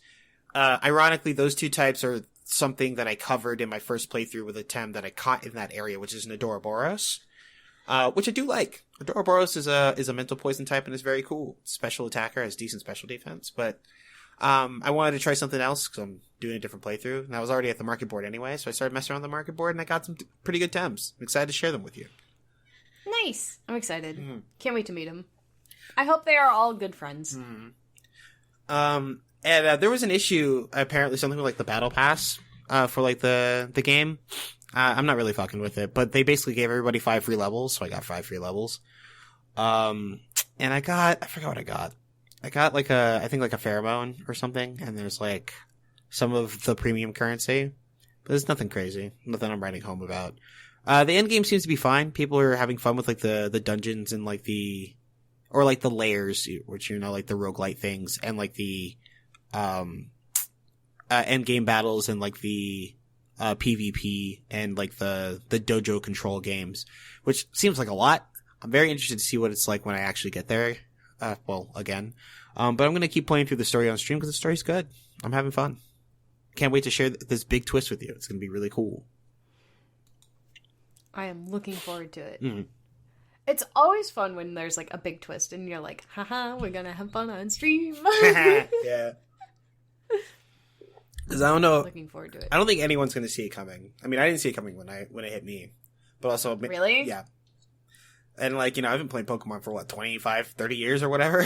But like, I did not see that one coming. I'm personally looking forward to having a conversation after Pokemon Scarlet and Violet come out, where I am like actively playing Violet, and like we discuss the differences between your experience in Temtem and my experience in like the newest generation of Pokemon. For sure. I'm That'd be neat. I'm really interested to see how like the open world thing shakes out. Like, I hope it like balances well. I hope so too. It won't, but Oh, I hope Smoliv does not become sexy. Like, my expectations are very low for this game. Okay. I hope Smoliv doesn't become sexy. I would like the cat to stay on 4 legs. I do believe the cat will become bipedal. The cat is going to be and I bipedal, am afraid that Smoliv will become sexy. Oh my god, no, that cat is definitely going to be sitting on 2 legs by the end of that, Teague. Sorry to tell God, you. I hope not. I would really like it to not be. Oh, man. I want to turn into a fancy rosebush lion. I don't want it to be another tiger wrestler, you know? Whoa, hold on. I know a lot of people were horny for... I can't remember the name of the cat right now. But like the... Incineroar? No. Or whatever? Wait. No, that's not right. Is that right? No, Incineroar is a Pokemon, but it's not that Pokemon. Hold on. Smash Bros. Wrestling. It is Incineroar. Haha, I win. Is it really Incineroar? It really is. No, Incineroar is a Pokemon for sure. Oh, it is Incineroar. What the hell? What were you thinking of? Oh my god. No, I was thinking of like the final evolution of the pig was Incineroar, but like that's not... Oh! No. Yeah. It's something else. Yep. It is Incineroar. Holy shit. Also, fun fact for everybody, Incineroar is classified as Fighter 69. Nice. God damn it. Fucking god damn it. That's so goofy. Oh yeah, but yes, Incineroar, like I get that a lot of people are horny for Incineroar, but Incineroar's cool. It's decent. It's better Smash character than it is a Pokemon, which honestly isn't saying that much, but still. Mm-hmm. Oh man. I'm just afraid. I just don't want people to be horny for the cat again, you know? You know? I do know. I got bad news for you, Chief. They're probably gonna be horny about the cat. They've definitely done unspeakable things to that cat. I would rather it remain the funny weed cat, though. That would have been cool. Yeah. I want it to be like, haha, this cat is also a stoner, you know? Yeah. It lives in its mom's basement and it plays Call of Duty every weekend or whatever, you know? Like, that's the cat I want, not like this cat has a respectable job and a career in an industry. Oh, hold on. I actually have a tangent for this one. So like, oh my god, really? Yeah, I do. So speaking Amazing. About like Call of Duty or just like shooters, because I've definitely ragged on these people for like skill-based matchmaking for about how like they're getting bodied and they feel bad about it. And I'm not going to take that back. This is not an apology. I fully believe that there's definitely a significant population of people who are mad about skill-based matchmaking who just want to stomp on noobs forever at the end of the day, but don't want to do it against actual people. Get fucked. Don't care about them. However, there was something that was very specific about how first-person shooters were organized, and I think it's largely because of they were mostly PC experiences as opposed to console experiences, and what it did is that it separated lobbies into federated servers, and so like people that ran these servers basically curated experiences on them specifically. Like people who wanted to get better, if you wanted to get better at say like CSGO, you'd go to a server that allowed trash talk and like kick cheaters. That's what you would do. If you wanted to like, you know, just kind of veg out at the end of the day, you join like a for fun server and just like fuck around with like the standard stuff. If you want to test out wacky builds or new shit, you'd go to like a server that like had unorthodox rules or like focus on a specific weapon. And so like people were able to self-select into various experiences based on their particular taste or interest at the moment because of these federated servers. Those servers no longer exist, especially because of how the way games are constantly live services. There's one matchmaking queue, maybe two. They all take place on one giant map. Everyone is basically thrown into like a killer be killed experience, and there's nothing anyone can really do to mitigate that. Like, you can't just decide that like one game of Warzone is just going to be silly rockets or whatever. You don't have that power. No one can do that. It's just like, you know, you play the Warzone because it's free and it's available, and like you either body someone or get bodied. That's the whole game. And I understand that situation is uniquely frustrating. I don't think skill-based matchmaking is to blame for it, but I understand why people have latched onto it as an idea and attack it specifically. But like, I think there's a very specific experience loss, or actually several experiences lost with the lack of federated servers and online multiplayer games.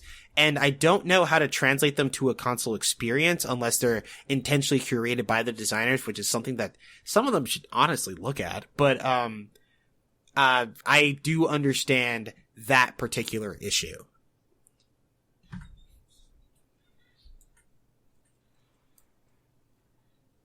That was an excellent tangent. Hey.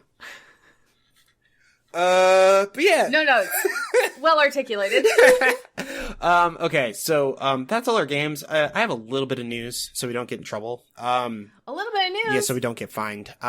Amazing. One thing is, that, anyone that's been wondering, free video games are back at GameStop. It's not any video game. Don't start stealing shit. But, it turns out that, because Babylon's Fall was such a colossal failure on the end of Square Enix, GameStop as a retailer has decided to no longer carry the games, and they will no longer be available for purchase. But that means what they are supposed to like dispose of or destroy the copies. But honestly, if you go to your GameStop and you ask for a copy of Babylon's Fall, they might just give you it because they're going to throw it away anyways.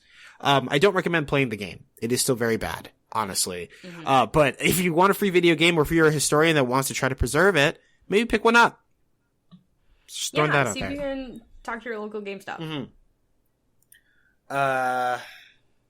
For people who are playing Babylon's Fall, you know, all 6 of you, the Square Enix has announced that they will be terminating the game's live service by February 27, 2023, which will also include wiping the gameplay data and the Hanging Garden player site so that no one can access that information ever again. So, amazing. Archive.org, pick up your copy if you want to try to preserve it. This is your chance. This is your warning. This is your warning. The other thing that I wanted to cover is also GameStop related. And it's more of like a phenomenon than like a particular news story. Kotaku ran an article talking about the phenomenon of GameStop daycare. Tegan, I assume you know what this is. Yeah. Yeah. And it's not a localized thing, but for people who don't know, GameStop daycare is when people who are in town for shopping, usually suburbanites, drop their kids off at a GameStop so that they can go like shopping without their kids around them. But GameStop is not a daycare. Not really. I know that they just like leave the kids to deal with the demos, but it's actually uniquely frustrating. And also outside the job description of, the people who work in this retail space. And they also have enough shit to worry about without looking after your damn kids. So, if you have kids and you're interested in going into town for shopping, hire a babysitter and pay them actual money, because also there's too many people who are just kind of taking advantage of people leaving their kids places, and not paying for that service, for that labor, because it's fucking labor. You can't just fuck off, like, Teagues, if you think it's too much hassle to take care of your kids and do the shopping, then obviously that is labor that you don't want to do. Like, and so it should be treated as like regular labor, not like, I'll pay you I'll pay you $20 to watch my two kids for an hour and a half while I go shopping. I think is fair. Yeah, that sounds reasonable. But like, yikes. A lot of times this like GameStop babysitter thing will specifically happen at mall locations. True. And at locations that are in like, or locations that are in like a strip mall sort of situation, or like a shopping center area. Right. It wasn't a huge thing at our location where I was at, but that was more because, the side that we were on had like a furniture store and a grocery store and a Hobby Lobby, but the Hobby Lobby was like decently far away. Okay. Yeah. But like, don't just leave your kids in public, Yeah, like what the fuck? Like, there are bad guys. And even if there aren't bad guys, like, that's spooky for them also, Yeah, definitely changes a kid. If you think your kids are okay to be left, like, alone in public, maybe they're okay to be left alone at home. Because they are alone in public, alright? Like, they are alone in public. They're unattended children. Like, at least leave them at home where they can just watch TV for an hour. That's what they're gonna do, You know what fucked me up this week, Teagues? I saw a tweet. I wish I could pull it up right now, but there was a woman who was talking about their friend who was asked to babysit for this family, and they were watching 7 kids for 9 hours, right, between 2 families. And when they came back to pick up the kids, they said, "Oh, we went to temple, so we're not paying you for the babysitting." What? Yeah. There are parts like they're in temple, like, you're not supposed to actually, like, do work or, like, pay for labor in that time. That is true. But, like, again, you left 7 kids with someone for 9 hours instead of, taking them to temple with you or whatever the fuck. And, like, they're just like, Jesus Christ. And, like, there's a lot of, like, just wacky casual disrespect of, like, babysitting or just child care in general. Like, at that point, like, if you're going to temple and you're not going to be able to pay them after, pay them before. Right. Yeah. Like, if they're not family, if you are hiring a person outside of your immediate family to watch your kids, like, especially 7 kids for 9 hours, Jesus Christ. Yeah, right. That deserves money. That deserves proper money. Like, Jesus. It's so wacky to me. Like, there's just so much, like, wanton, egregious disrespect for people who look after children or care for them. Especially like in more casual situations, like they'll just leave them with a teen or whatever. And it's just like, hey man, like you're having someone look after, like, this child is important to you, right? Like, should we treat this like a ransom? Like, what the fuck? Just pay them for something. Like, god damn it. And it's like, oh, man, I don't know. I grew up, not paying a babysitter is a great way to not have a babysitter next time you need one. Yeah. Like, geez, Like, man, we had, like, I was a kid, and, like, you know, my parents were always busy. They had things to do. My dad was traveling. He was military, and my mom, like, was doing all sorts of stuff just to make sure that, like, our lives were, like, comfortable and whatnot. And so, like, we weren't always looked after, but, like, a lot of the time when she left us with someone, like, they were paid. They were people, you know? And, like, sometimes we, like, stayed with family friends, you know, we, like, stayed with, like, people that she knew that she paid to, like, look after us. I remember a babysitter. One of the babysitters, I think his name was John. I can't remember his last name, but I was like 8 years old, and he showed me Ocarina of Time, like the last boss. He just fucking killed Ganon. And like, I was like, I need to play this video game. I gotta find out what Zelda's about. And like, you know, that changed my life forever. It was a big deal. And he was paid for his time. And it's just like, ugh. Like, when I was growing up, I was babysat, every summer by college students because my mom was a nurse. My dad worked all day. So like, we needed somebody, like, who could drive us theoretically to, like, activities, right. You know? Yeah. And if they were like, oh, we went to Chuck E. Cheese today or whatever, you know, like, the babysitter was reimbursed for that in addition to their regular pay. Right. And, like, my parents got, like, a babysitter pass for the pool that we went to, at, like, our pool is, like, the Jewish Community Center. We, like, paid the membership and did that. Shout outs. And my mom got a babysitter pass specifically so that the babysitter could just take us to the pool every day and we would swim ourselves out. Like, no problem, you know? And they got to, like, hang out they got paid to hang out at the pool all day. Like, babysitting is not what it used to be. It used to be good. And now, like, everyone is treating babysitters and teachers and daycare workers like shit. Yeah. And that's not right and that's not fair. Yeah. You know? That shit is work. It's fucking work. If, you know what, honestly, if anyone, like, wants to allege in any capacity that teaching is somehow not work, meet me outside. I am so ready to wreck your shit. Oh my god. I have the power of God and anime on my side. Jesus Christ. And probably the local teachers union. Yo! Goddamn, we're gonna get you jumped by your local teachers union. How about that? Huh? Like, god damn it. They know what a fight in the parking lot looks like. They've seen it at school. Man. But yeah, that's most of the stuff. Also, like, you know, GTA leaks happen. It sucks. I feel bad for the people at Rockstar, because there's no way that this ends well for them, honestly. I feel bad for the devs at Rockstar. I do not feel bad for Rockstar. Oh, that's true. No, Rockstar the company can get fucked. Don't care. But yeah, Rockstar the company should learn and also should know better. Yeah. The devs, not their fault.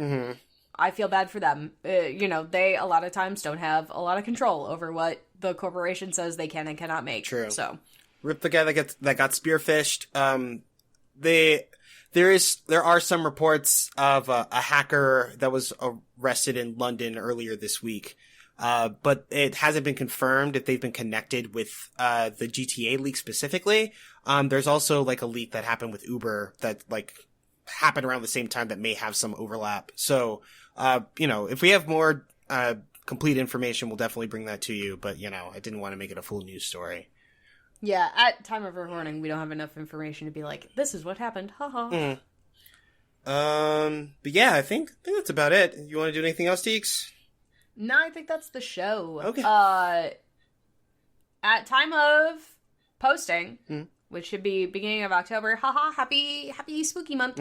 I believe Brian will have turned on the thing. Oh yeah, the Patreon billing. The billing for Patreon? Yeah. So, patrons should expect a new, maybe not a new watch along, although we did promise, Brian that we would watch one of the Friday the 13th movies, I think. Oh god. Like a zillion years ago. We'll do that maybe. But you should get your regular, we'll do anime and we'll do that kind of stuff, so. Yeah. But yeah. Brian's still sorting out whether or not it's going to be wrestling or something else. I think Brian should just start telling us about the horror movies that he's watching. That makes sense. It's Patreon content for October specifically. I think that would work. Yeah. But yeah, that's us. That's the show. This is Impossible Coin. Brian's not here. He'll probably be here next time. That's what I believe. But you can find us wherever podcasts are found. iTunes, Google Play, Stitcher, Spotify, but not SoundCloud. Fuck 'em. Yeah, fuck SoundCloud. Man, some of the music that I like is on SoundCloud, though. But that's different. I don't get my podcast on SoundCloud. Support your artists on SoundCloud. Don't have to support SoundCloud as a platform. Ooh, actually, there is an artist that we at Impossible Coin would like you to support on SoundCloud. His name is Big Soch. He made the music at the beginning and end of this show. You can find him at soundcloud.com/Big Soch NJ. And if SoundCloud's not your thing, you can find him on Twitter at Hillary_Swank. Our logo was also a t-shirt, and it was designed by Lauren Moran. You can find her on Twitter at Lauren Moran. She also has a Patreon. She does incredible shit. Give her a look. You know, if you want to commission her, she would probably really like that. And her shit's really good, so you'll probably like it too. We also stream on Twitch. You'll find us at twitch.tv/ImpossibleCoin. I'm playing Temtem and the Outbound Ghost. Tegan's going to be back soon. We're also going to do Splatoon Saturdays, in which I actually get good at Splatoon so we don't get rocked again like we did this fucking weekend. I also will get good at Splatoon. I will try to be there for every Splatoon Saturday. I'm still... So, for everyone who missed, like, somehow the announcement, my mom was really sick all summer, and she passed away at the end of August, and so, that's why I quit streaming, Mm-hmm. and, then immediately after my mother's memorial, I got COVID, which also prevented me from streaming because I had no voice. Right. Yep. Mm-hmm. But now I'm feeling a lot better, spiritually, emotionally, physically, so hopefully I'll be back soon. I'm not sure if we should pick up Nier again, since we only got one playthrough, one sit-in under it, or if I'll just start back up with something new like Potion Permit, which recently came out, so we'll find out together. Potion Permit looks good. It does, it looks so cute. But yeah, that's us. That's the show. So we'll be back next time. Keep an eye out for the anime episode for the patrons, and the next regular episode for everybody else. We'll do a Patreon shout out. It'll be a whole thing. But take it easy. Go in peace. See you later. Bye.